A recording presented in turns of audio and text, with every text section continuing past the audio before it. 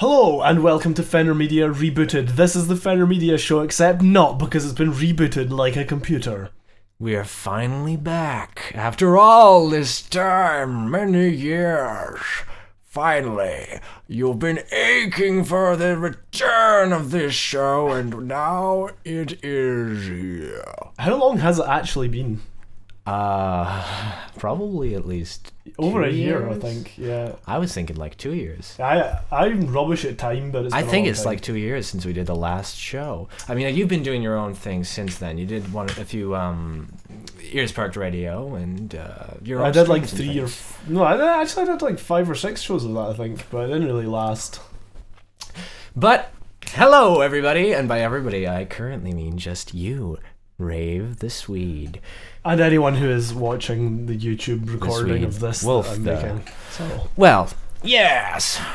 Hey, do you know what? Okay. See if we get popular enough, we can actually just stream to YouTube. We don't need to stream to like Twitch or Twitch. Now that's neat, but we'll have to have like a profanity warning or something because I can just imagine accidentally slipping out a bit of a cuss word, or you know what? We just say something like, "Oh, this is such a cluster cuss" or something. Yeah, we just make a recording and go back and edit it, and then Yeah. edit and yeah. No, that's it. Or instead of swearing, we should just say stupid shit. Because, Yeah, that's more fun because like curse words are dated. Everybody does them. And we gotta stay hip and trendy. Oh, and Fish is tuning in. stay ahead of the curve. Just so that everyone knows, we're watching both the Telegram chat and the Twitch chat, so you can chat in either at us. But we will probably reply on the stream and not in the chat. Reply at your leisure. So, It's not Fenrir Media Revived, it's Fenrir Media Rebooted. Get it right. revived sounds nice. No, Call it's it whatever you rebooted. want.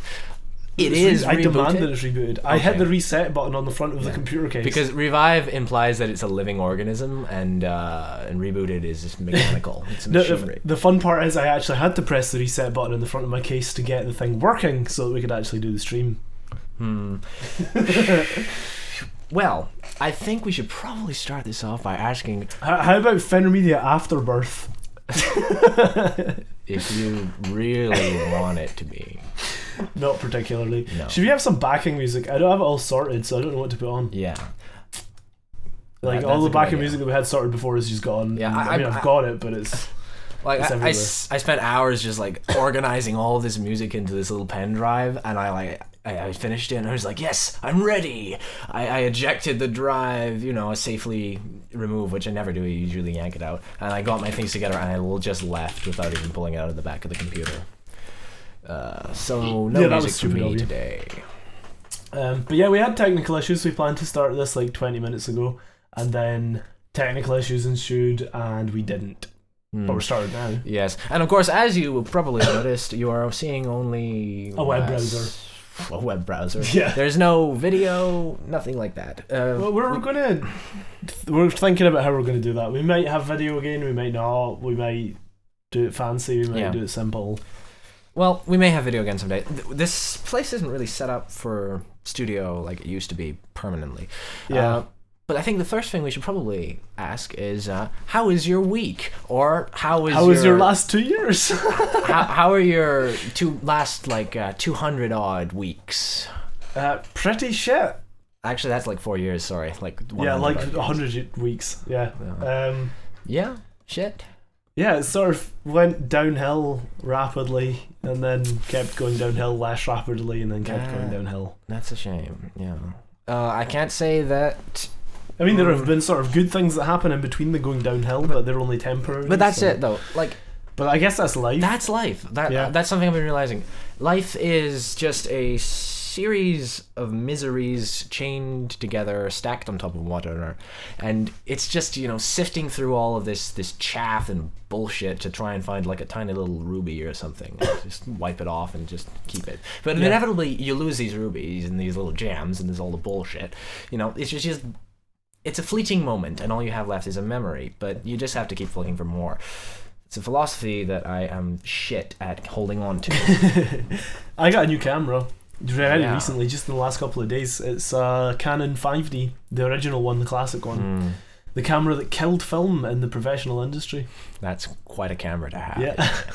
And it's almost 11 years old. It will be 11 years old in, I can't remember what month it was released. August, I think. But it's 12 megapixels. It's full frame. It's actually a really good camera still. The image quality is equal to or surpasses most cheaper DSLRs that you can buy at the moment, and it's full frame. So it's pretty awesome, and it's heavy, isn't it? Yeah, it's a magnesium alloy body. It weighs 847 grams or something like that. So how many cameras does that make your collection now? I now have 8 cameras. 8. I have 3 DSLRs and 5 SLRs. I have my shitty old camera from, remember the one before, and I have a new bridge camera that my dad gave me. It's pretty garbage though, because it, like, I have to get either the ISO sucks, like turn it remotely high enough the grain sucks. I like to have a low exposure time, but that's one of the things that's good with that camera is it only goes up to ISO 3200, but because it's a full frame sensor, the pixel density is really low, so even at 3200 you get really acceptable, not very grainy images. What's the lowest f-stop it does? Depends on the lens. That lens that's on it goes down to 1.4. Of course, yeah. Mine's just 2.8 because it's fixed lens and shit like that. I mean, you can screw like filters onto the end of it, which is decent, but I haven't done that yet. So it's garbage. I just use it for taking pictures of shit, you know. It's pretty awesome. It also goes down to ISO 50, which is pretty uncommon, and it has a maximum shutter speed of 1/8000th of a second. Second.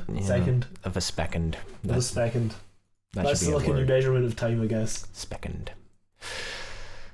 What the hell is Fishy doing in the stream chat? He's using the Twitch emoticon emoji things that I don't really know anything about. Now that's certainly interesting. We're not really sure what this show's going to be now, are we? We're just sort of, it's on the cuff, sort of just, we're here, we're doing a show, we're going to talk about stuff. Yeah, I think we don't want to plan it to death. Like, we used to get really neurotic about it, or at least I did. And we were just like obsessed with like, oh, what are we gonna do for the next show? I think that we need to get the right balance of planning, but maybe starting with less and then slowly increasing the amount until it gets to the right point is better than starting with too much. Yeah. Like, what the fuck? But yeah. It's just so that people, I just want to show off how overcomplicated everything on my screen is. You probably won't be able to hear us when I switch it, but yeah, just. If you're looking at the video, that was a preview of exactly everything that I have to deal with during the show. Yeah. One hell of a multi-monitor setup there. Yeah. So, speaking of which, like, I don't know, what sort of games have you been playing lately? I've basically, since the LAN, I've only really been playing The Binding of Isaac. Yeah? Just that? Yeah. Yeah. Remember that LAN we had? Yeah, the LAN is actually pretty good. Lanphoria. It was not bad indeed. I realised like 2 nights ago I was sitting in bed and I went, oh yeah, I've recorded Lanphoria. And then I was like, oh shit, I turned the computer into a home media center PC and formatted the hard drives. I think it's best that we don't have a recording of it. We only actually streamed like a couple times, didn't we? Yeah, well, we streamed a lot, but it was only for like the sort of middle 2 or 3 days. And it was only a couple of games that were good for streaming. I mean, it was good, but you know, of course, like it wasn't imperfect. You know, I don't know. My oh my god, there's a Binding of Isaac emoji icon thing. Oh yes, that's good. Yeah, I've been playing a few things lately.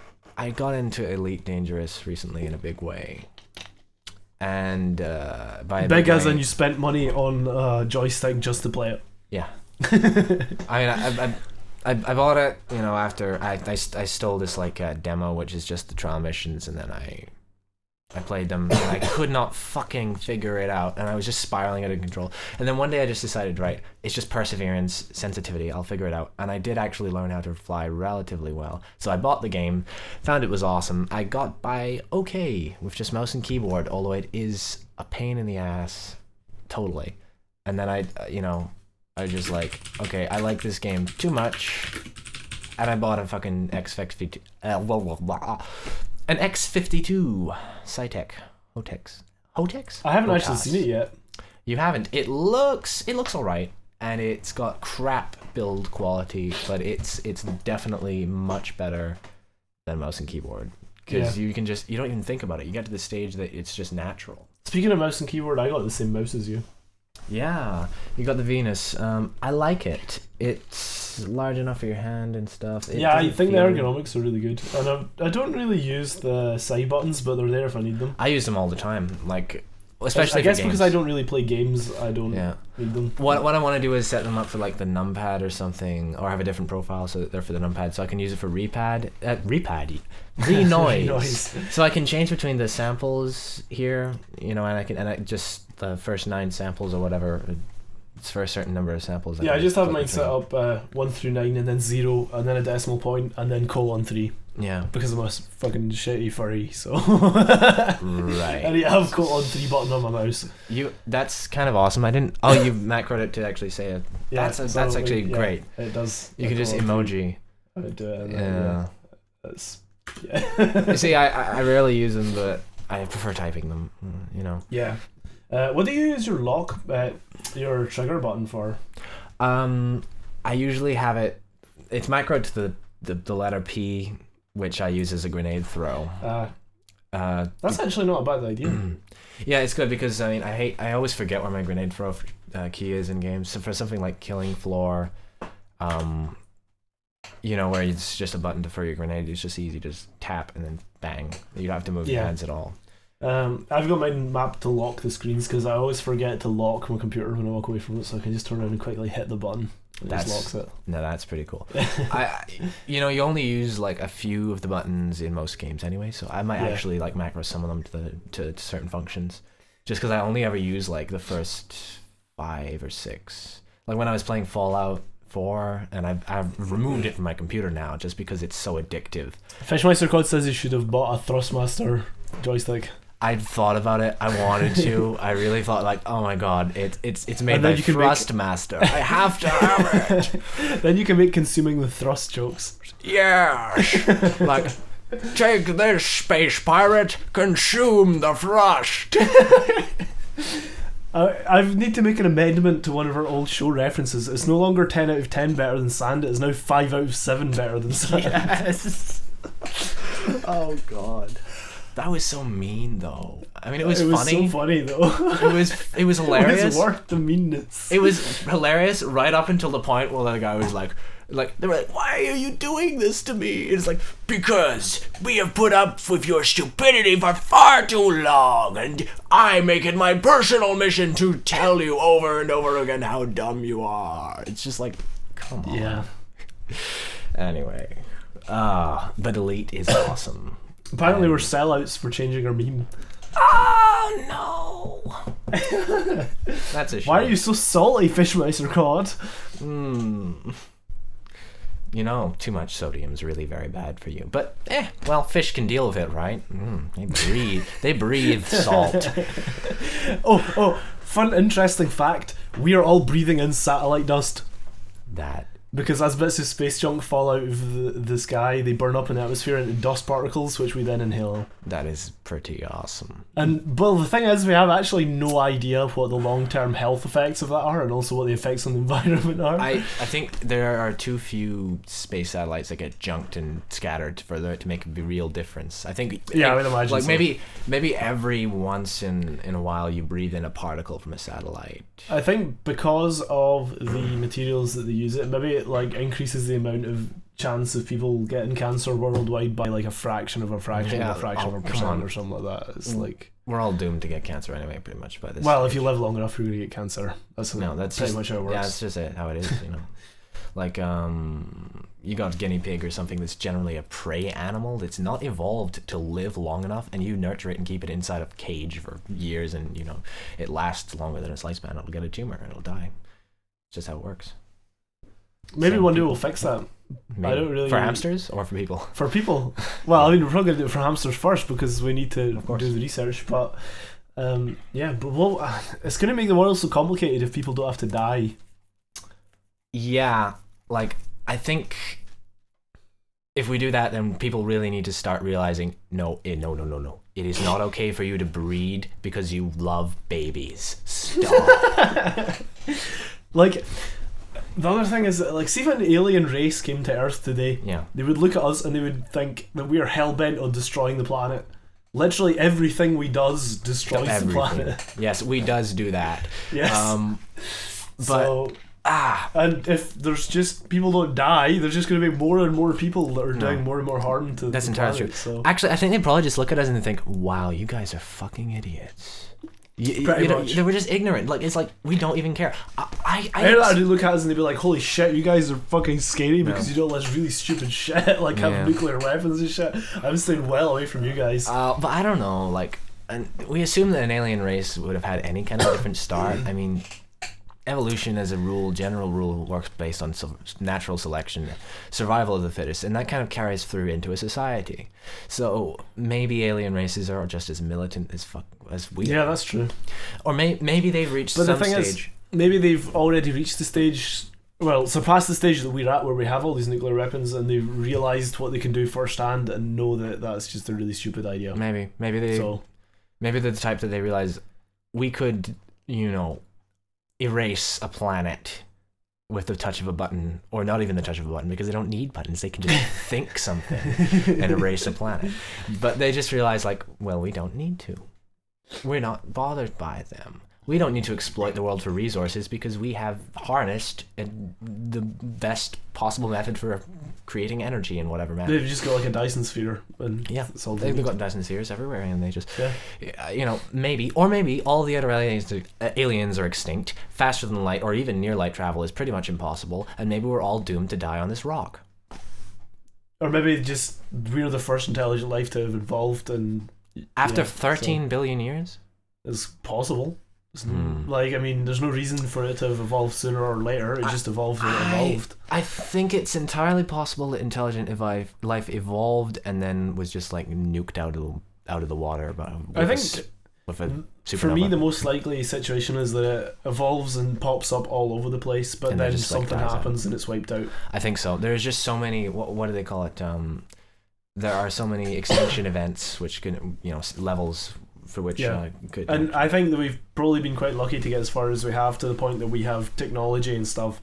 I think the most intelligent races are probably wiped out before they even discover radio waves. Yeah. Now, otherwise we would see more evidence of them in the solar system, and we don't see any evidence of them. So now I have absolutely no problem with the idea of extraterrestrial life. Obviously, it just has to happen. I mean, there's no way in the world that this little damp rock, this mossy rock, floating through the through space, orbiting this lonely little star, is the only one with life. And I do not think it's ever been the only one with intelligent life. I just don't think it entirely likely that any species, I like, so many people just think it's guaranteed that there is some race out there that is just better equipped, has cracked all of the problems that we have no idea how to solve, and has just made it their mission to go out there and fucking look at other planets and just like probe them and abduct cows and people and like, no. I mean, it's really hard to say because we can't look at this without sort of painting it in the point of view of a human, and you sort of portray the aliens as having human qualities just subconsciously, because we don't even know what it would be like to have something as intelligent as a human that isn't a human. No, it's just we don't have anything like that at all to compare. So yeah, who knows what the aliens will be like or think or do.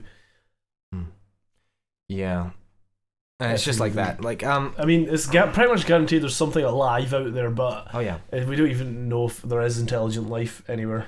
No, so I think we kind of have to just take the attitude that we don't know, and we won't make any assumptions based on it. But I think it's pretty much a fucking guarantee that there's no intelligent life that's come anywhere near here. Apparently, Fish Mycocod's brain hurts. Aw, I'm sorry. Okay. Yeah. You had news articles, didn't you? Do you want to start I them? did. Okay. Yeah. Just the first thing, the Ravenwolf the Swede says, we can barely see beyond our solar system, which is the atom of a droplet of water in an ocean-covered planet. Yeah.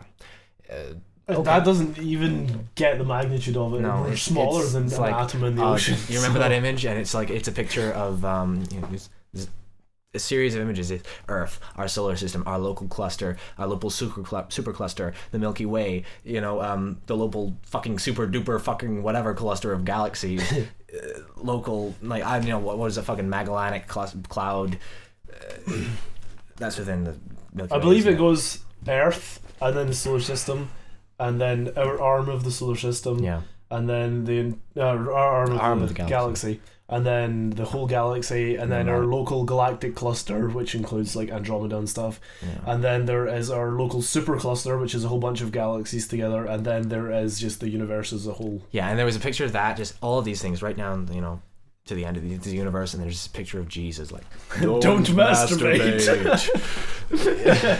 Great. Anyway, articles. Speaking of aliens and the Fermi paradox, do you want to read one or shall I? You can read one as long as I know which one it is, so I can put it on the video. No, there was one I had about the Fermi paradox. It's okay. Do you want me to read it first? Yeah. Right. Do you want music? Yes. Let's have just, I don't know, something decent for this. Maybe something spacey. That'll do. Nice. Very nice. And the viewers will notice the music automatically gets quieter when we talk. It ducks. That's so cool. It is.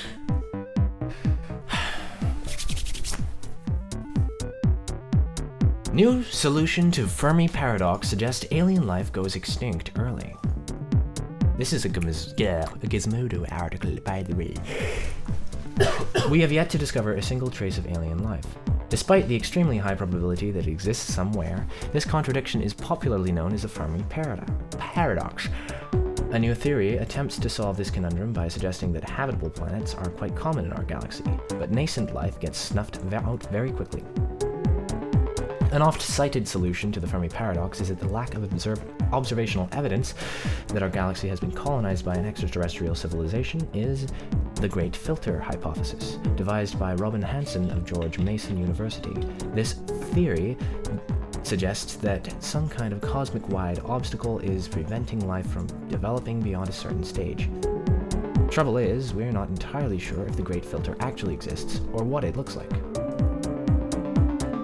Some astrobiologists look to our planet's ancient past and point to the presence of three possible filter points: the emergence of reproductive molecules, simple single-celled life, or complex single-celled life. If we could prove that any one of these critical evolutionary steps are true, that would be exceptionally good news. It would imply that the Great Filter is behind us. On the other hand, some pessimistic futurists fear that the Great Filter looms ahead of us, an event that will likely come in the form of a self-inflicted existential catastrophe. But as a new paper by Australian National University astrobiologist Aditya Chopra and Charlie Lineweaver points out, there may be another possibility.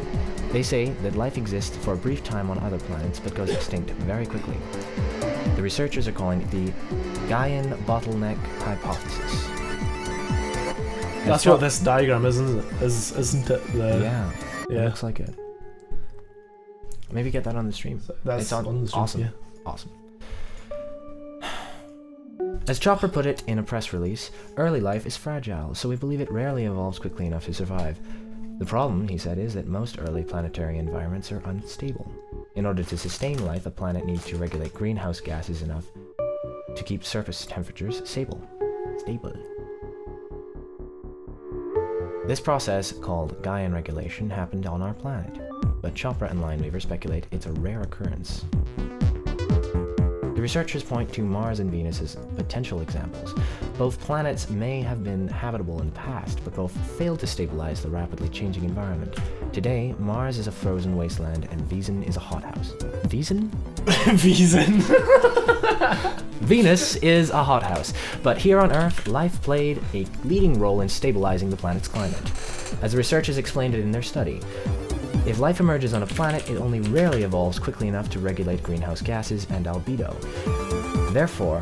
Thereby, maintaining surface temperatures compatible with liquid water and habitability. The presence of a Gaian bottleneck therefore suggests that extinction is the cosmic default. for more life that emerges on the surface of wet rocky planets in the universe, and that rocky planets need to be inhabited to remain habitable. The mystery of why we haven't yet found signs of aliens may have less to do with the likelihood of the origin of life or intelligence, and to have more to do with the rarity of the rapid emergence of biological regulation of feedback cycles on planetary surfaces, says Lineweaver. It's an intriguing theory, but in order for it to satisfy the demands of the Great Filter Hypothesis, it needs to be sweepingly universal in scope. It's not immediately clear from the Chopra and Lineweaver paper why Gaian regulation should be so rare on other habitable worlds, or how infrequently this process actually is. How infrequent this process actually is. Sorry, I just gotta say, like, there's a very slight latency through these headphones, which is just making me... It's like a speech jammer. I'm taking the headphones off. Okay. Given that there are likely tens of billions of potentially inhabitable planets in our galaxy, and given that the galaxy has been able to sustain life for about 5 to 6 billion years, it would have to be one hell of a bottleneck. Robin Hansen shares my sentiment. As he explained to Gizmodo in an email, the basic idea is quite plausible as a part of the Great Filter, but the Great Filter is enormous, and this paper offers no concrete arguments for why we should expect their filter to be enormous, so we can add it to a long list of plausible filter effects, but we don't have a good reason to see it as the one thing that causes most of the Great Filter. Likewise, astronomer Milan Cirkovic from the Department of Physics at the University of Novi Sad in Serbia and Montenegro has concerns about the paper. As he told Gizmodo, its basic premise is predicated on a rather anthropocentric perspective of the universe. Oh god. Stop spamming Telegram, guys, please. It's like, it covers up my scroll, but you know I'm moving, Just turn the things off, the notifications off. Okay, sorry, I'm sorry, this really takes me out of it. It's a long article, I'm not expecting You don't need to read the whole article, we've got the gist of it so far. So, yeah, there's not much left, actually. Oh no, I guess you're right. Fuck it. I'm very, very sorry to everyone for the horrendous production quality of this particular event. And by the actually, way, the production quality is fine. It's just the actual content is shit. The content is shit. Okay, notifications off. In fact, I'm just gonna close this. So yeah. Okay. So. Well, we get the gist. Actually, I want to read this last bit. Okay. Just this last. And then you can sort of explain the gist, and we'll discuss it further, maybe. The whole setup is anthropocentric, as much as all versions of the rare Earth hypothesis are, in order to pass from the conclusion that planets which are really Earth, I'm terrible at this. In order to pass from the conclusion that planets that are really Earth-like are rare to the conclusion that I must be dyslexic. I'm sorry, because... And I think you're just out of practice from reading articles, because it's been a long time since we've done a show. Yeah. And that's okay.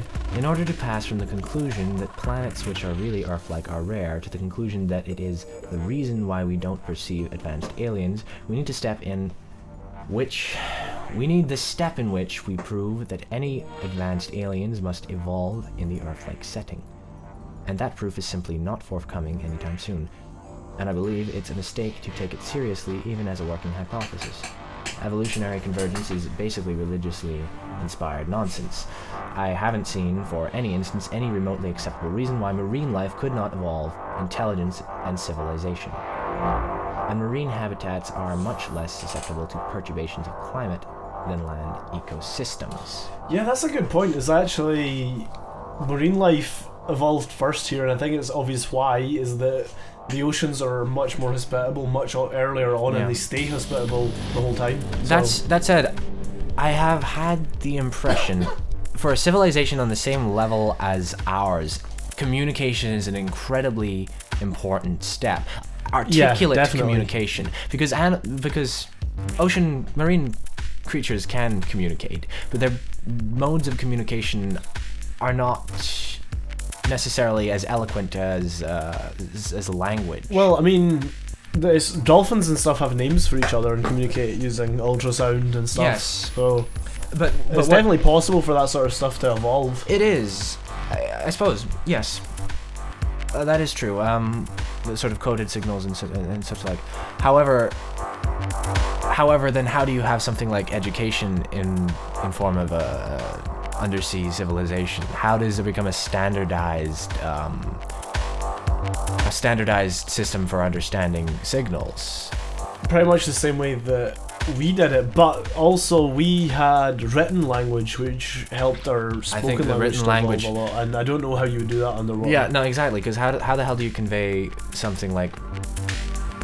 I mean, obviously we have different countries with different languages, dialects between them all, but under the ocean, I mean, I think the dolphins that have names for each other are of a certain group. I don't know what the name is, but you won't, like, one dolphin, you plonk it right next to a dolphin from another fucking ocean. Maybe they establish some mode of communication just there and then, but I don't think their communication would be fast enough to ever allow for a civilization as advanced or as fucking backwards and stupid as ours. I've got to say, ours is pretty stupid sometimes. Yeah. But no, I'm serious. Like, how does a dolphin write a research paper and posit certain technologies? And also, how do they produce technology underwater which is really not an appropriate condition for much technology at all? It's not really something that we can imagine until we've seen it, because it's just going to be totally different from anything that we know. Yeah, no, maybe it's something like in the Abyss where they actually have this city that appears to have been grown, rather than simply constructed. Maybe it's like in Peter F. Hamilton's The Reality Dysfunction, the Night's Dawn saga, in which there are basically two factions of humanity: Edenists and Adamists. Edenists are secular and are entirely genetically modified, and they can communicate with each other in a telepathic manner, which is known as affinity. They live in space stations that are grown and use hard polyp-like substances and nerve-type fibers to communicate messages. They're actually alive. Their ships are alive too. They have they figured out how to make circuits using neurons, so they can create a living computer. It's science fiction, but it has its roots in reality, and maybe something like that could occur, but it's just so hard to know. Either way, the article... Okay, there's just a little more of the article, and I'll read it. It's just... Okay. That said, this possible solution to the Fermi paradox may actually be testable. One intriguing prediction of the Gaian bottleneck model is that the vast majority of fossils in the universe will be from extinct microbial life, not from multicellular species such as dinosaurs or humanoids that take billions of years to evolve, said Lineweaver. Digging for clues on a distant exoplanet? Count us in. I don't really see that ever happening, though. I mean, how are we going to get there? How are you even going to send something there? It's just... Oh, God, I hear people say, there's no limit to human endeavor, and it's like, well, sure, but there's a damn limit to physics. No, I mean, people take it for granted that in 500 years we'll have light speed travel or whatever, faster than light. No, we probably fucking won't. Maybe we will. There is one thing about light speed travel, which is that you can just keep... if you have 99.9% the speed of light, you can keep adding nines to the end, and you keep getting faster. Oh, that's great. That's like in Futurama. It's like... well, of course, faster than light speed isn't travel. That's why we've increased the speed of light by 5,000%. It's just great, So it's like 99.9% the speed of light is not as fast as 99.99% the speed of light, which is not as fast as 99.9999999% the speed of light.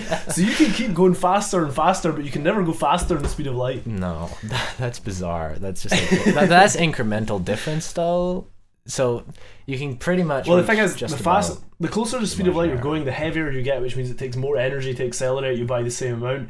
So if you had infinite energy, you would never get to the speed of light, but you'd get closer and closer forever. Yeah, which is interesting. But the problem is, like, how are we going to get to the stage where we have that kind of energy density in a fuel source? We just aren't. That's the problem. It's like, it's lovely for science fiction. It's lovely for sci-fi to have this idea that we can just travel, but faster than the speed of light. But okay, I have sci-fi stories in mind, but in my stories, they're all rather dystopian, and we only occupy the solar system, and we have stations orbiting around a few moons. Yeah. You know, planets. The kind of stuff that you would expect to be possible even now, really, but just time consuming, you know, and difficult and expensive. It still takes like months to send a cargo ship or whatever. I mean, if you're sending stuff out till as far away as like Jupiter or something, you're talking about like a 2-year trip. Yeah. It's now maybe we do improve our propulsion systems with Ion engines and solar shells. If we can get those to the point where they're really viable for manned spacecraft, then you could actually shorten those journeys considerably. But it's still going to be months to go quite far out. So yeah. Now, maybe we do improve our propulsion systems, which would make things better. But I still see a bleak future for us. Speaking of propulsion systems, I spot a segue for a news article that we have. Okay. SpaceX's Crew Dragon rocket latest hover tests. So this is them testing the hover of their capsule. I think they said the Dragon Rock's latest hover test. I hate that title so much. It's not very good. No. Go Dragon! SpaceX just posted a video of its Dragon 2 spacecraft testing its ability to hover. Once certified, this spacecraft will carry astronauts to the space station as part of NASA's Commercial Crew program. Crewed test flights are tentatively planned to start in 2017, so that's actually quite close. The Dragon 2, or Crew Dragon, is a spacecraft that will sit atop the Falcon 9 rockets. Although it will be launched into orbit by the rocket, the 8 Super Draco engines will be used to bring the craft down for a controlled landing when it brings crews safely home. So it lands kind of like Soyuz, where a Soyuz has like solid rocket boosters that slow it down before it hits the ground, but this is more controlled. It's actual liquid fuel engines that allow it to hover as it's landing. It looks freaking incredible. You got that on the screen. That's just wow.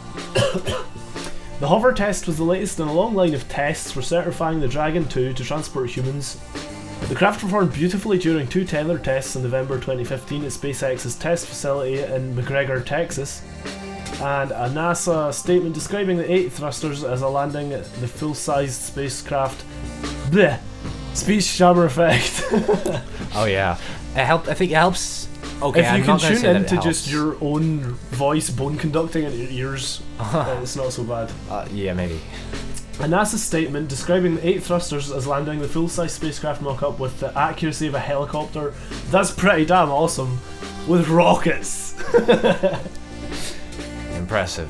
Despite the flawless performance, the thrusters won't be used the first times humans ride in the Dragon. Initially, the spacecraft will use parachutes to slow its descent through the atmosphere and splash down in the ocean in a manner similar to fans of the Apollo missions. Familiar to fans of the Apollo missions. And I've got a full video of the descent. Why not? I haven't seen it. We'll not have any audio, but I'll play it. No, so. But that's fine. I'll just pause the SpaceX anyway. truly are. They're really doing the real shit, man. I know. You know, fucking crazy. 2 years ago, like I was doing this course. It's just like additional hires and shit. I was in English, and our English teacher, he was trying to get us into Ray Bradbury and stuff, and he showed us this video, and it was an interview with Elon Musk, and like, fuck, I hated everybody in the room that minute because nobody fucking knew who Elon Musk was. They were all sniggering to each other like, who the fuck is this guy? It's like, fucking bitch, you used his goddamn company to buy fucking spacers on Amazon, you. You know, it's just like, and like he showed them a video of them launching their fucking Dragonfly rocket boosters straight up in the air with no assistance and landing it, and they just like, it bounced right off their thick skulls, and they were just like, so what? Just like, you idiots, that's a huge improvement. Fish has suggested that we strap buttered toast to a cat's back to harness infinite energy, but I have a better suggestion. Why don't you butter both sides of the bit of toast? Oh, it would land on the edge. That's a good point. No, it wouldn't. It would split in half. Oh, it would split perfectly in half down its face, and both buttered sides would just land on the floor.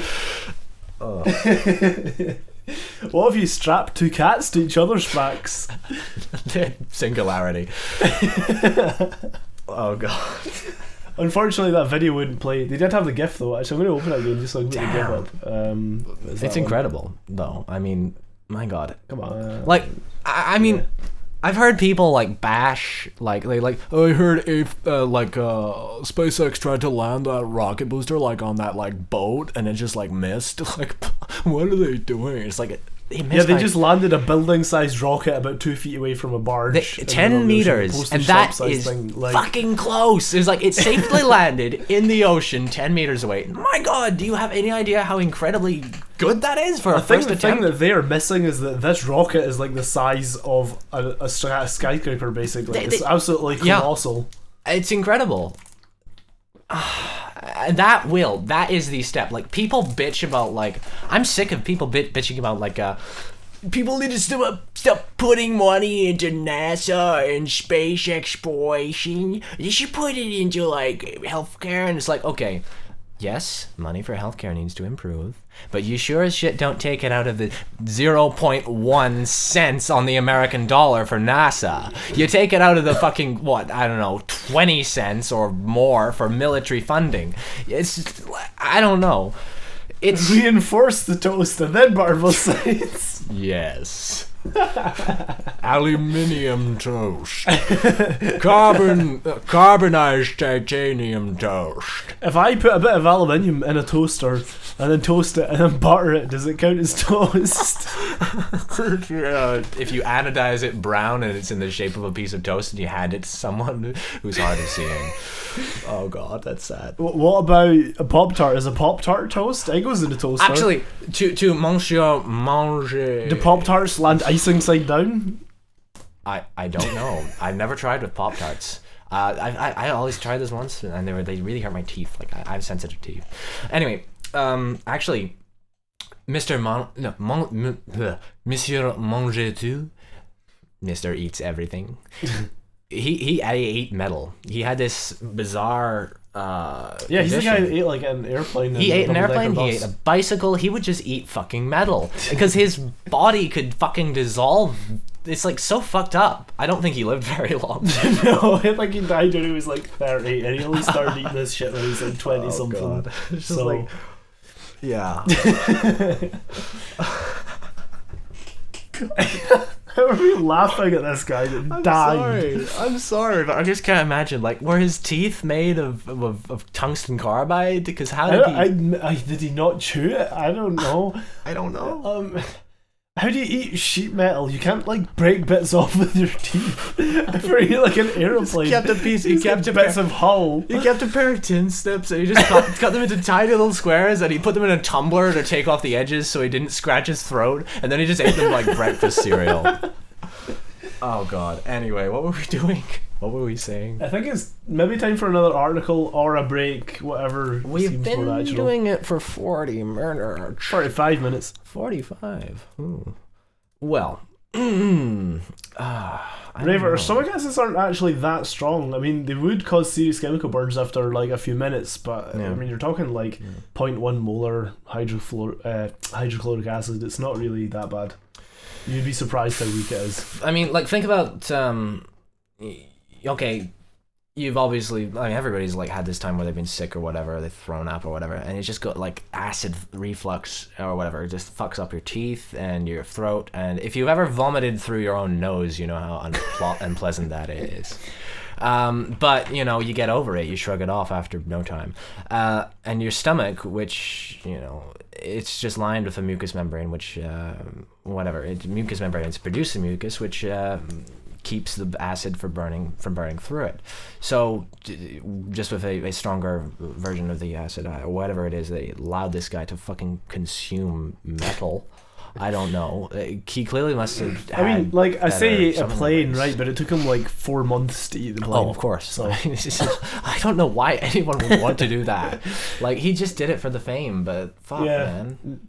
Didn't work out very well for him. Yeah, well, whatever. Some people. Rave, when we go on break, I think I'm going to set up a camera. It won't be very good, but at least you'll be able to see us. So. Yeah. One more thing I'd like to add about the SpaceX thing is, like, as I was saying, like, when people want to just snatch away that little 1 cent that goes into NASA or whatever, and this is why commercial space travel is the future. Well, at the moment anyway. When they want to snatch away that little piece of money because they just can't, like, identify what the fucking value of sending a fucking rover the size of a Mini Cooper to Mars to do science, like, $6 billion is too much for a fucking science lab on Mars. Anyway, the people who want to take that away, what they don't know is that once we reach a certain point, and it's not going to be too far away at all, a certain point, which is by the time we can reuse a rocket. They have been disposable up until now. Well, for the most part, anyway. The cost of space travel will drop by, what is it, like 95%, which is the cost of the actual... Probably more like 80%. But yeah, a pretty massive chunk of 80%. It will drop. And the fuel fuel you obviously need to refurbish it once it's been yeah, used. Of course. But, the fuel is the cheapest part of it. So that's the point. Once that happens, then your tax dollar won't be too bad at all. Like, oh god, we don't have a space program here, of course, because it would be completely futile. But we do have. We do have an astronaut now, actually, who's going up. I don't know if he's on the International Space Station now or if he's going up with the next one. But there is a British astronaut at the moment, and we have, of course, British Aerospace Engineering or whatever. But that's all privately owned companies. We're so fucked up. Like, I mean, honestly, our government. We're in so much fucking debt. I think we're still in fucking debt from the Second World War. and you know, it's like our solution is like, okay, we gotta cut all of the non-essential things. Healthcare. And then take out more loans. It's like we gotta cut the non-essential the non-essential things. Speech hammer. So we'll just get rid of the fucking, you know, NHS. We'll cut their budget by 1,000,000% or whatever. It's just like, fuck off. You know, they're bad enough as it is. Anyway, moving swiftly on. What have we got next? Do you want to go for a break?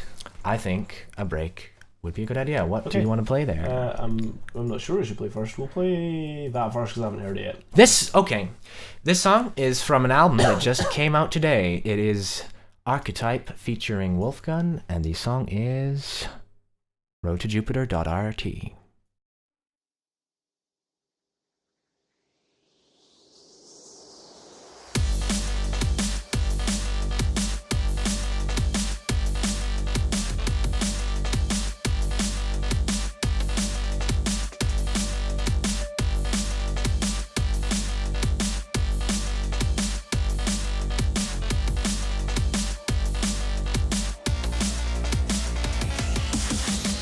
I'm on the road